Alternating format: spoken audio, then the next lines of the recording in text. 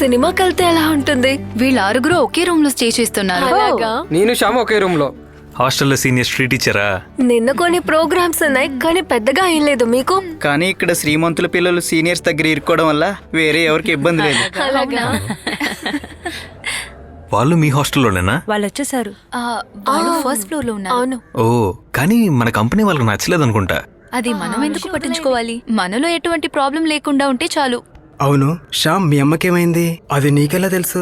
అది ఆ రోజే ర్యాగింగ్ చేసే రోజే విన్నావా? అమ్మ బస్సులో నుంచి పడిపోయింది. డోర్ లేని బస్సు, కానీ తనిప్పుడు ఫుల్ బెడ్ రెస్ట్ లోనే.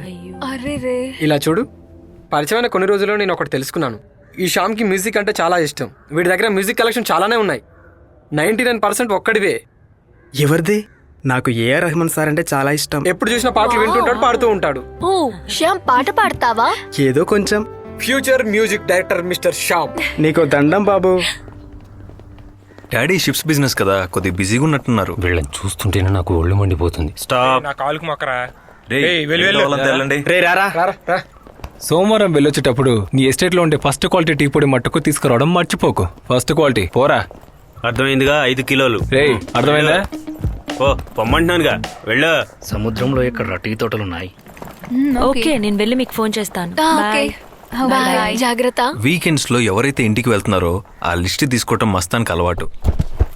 పేరెంట్స్ గల్ఫ్ లో ఉండటం వల్ల మాయ ఎప్పుడు హాస్టల్లోనే. కొంచెం ఆపుతారా? ఏంటిది పిల్లల ముందు కూర్చొని? నువ్వు ఊరుకోవే. నీ అబ్బిచ్చిన డబ్బులతో నేను తాగుతున్నా. నా కూతురు ఒక వారం తర్వాత హాస్టల్ నుంచి వచ్చింది. అదే నాకు సంతోషమే కదా. అయితే నిన్న తాగింది? అది ఒక వారం లేని దిగులు. చాలు ఆపండి. అన్నిటికీ కారణం ఆపండి ఆపండి. ఎలా ఉంది నీ హాస్టల్ కాలేజీ అంతా? కాలేజ్ సూపరే. హాస్టల్ సెట్ అవడానికి కొంచెం టైం పడుతుంది. అన్నిటికీ కారణం ఈ దరిద్రుడే. ఏమైంది? ఎందుకంటే వీడియో చెప్పింది అక్కడికి వెళ్ళిన తర్వాత ఊరు పేరు చెప్పకూడదని. అయితే ఏంట్రా ఇప్పుడు? సీనియర్స్ నన్ను పిలిచి పిప్పి చేస్తున్నారు. రేయ్, బెంచ్ లో పోయి వాళ్ళ ముందు దిగమని నేను చెప్పానా? పోరా, టీ పొడికి పిడక పొడికి కూడా తేడా తెలియని వెదవా. అబ్బే వద్దమ్మా, అప్పుడిచ్చిన డబ్బులే ఇంకా ఉన్నాయి. డబ్బులు కావాలంటే నేనే అడుగుతాను. నీతో ఎవరున్నారా? ఇక్కడ నాతో మురళి అనే అబ్బాయి ఉంటున్నాడు. మిగతా వాళ్ళంతా ఇంటికెళ్లారు. నువ్వు తిన్నావా లేదా? తిన్నా. సరే అమ్మా, ఇంకేం లేదు కదా. శుక్రవారం ఇద్దరికి ఏం ప్రోగ్రాం రా? తెలీదన్నా. అయితే ఓ పని చేద్దాం, సినిమా చూడటానికి వెళ్దామా?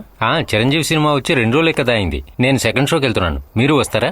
అయ్యో లేదన్నా, ఈ విషయం సీనియర్స్ కి తెలిస్తే అంతే, మేము రాం. సరిపోయింది పో. వాళ్ళలో ప్రాబ్లం చేసే వాళ్ళంతా ఇంటికి వెళ్ళిపోయారు. ఇంకో టీం అంతా కలిసి టూర్కి వెళ్ళి ఉన్నారు. ఇక ఇక్కడ మిగిలిన ఒకే ఒక్క టీం మస్తాన్ టీం. పిల్లలంతా ఇంటికి వెళ్ళాక హాస్టల్ బోసిపోయింది. అవును ఫాదర్.